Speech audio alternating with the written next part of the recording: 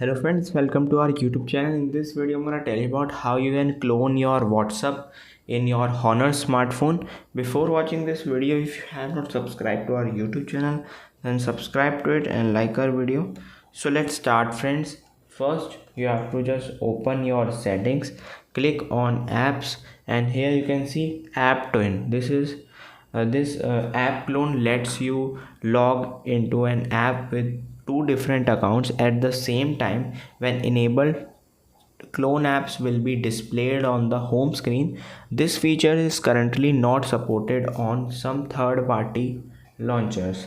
You have to just click on WhatsApp to twin the app and press back. Friends, you can see there are two WhatsApp are showing. This is WhatsApp 1 and this is the clone version of it, and you can just open it and you can run your second account on it. I hope you like this video. If you like this video, then subscribe to our YouTube channel for more helpful tips and tricks videos. See you next time.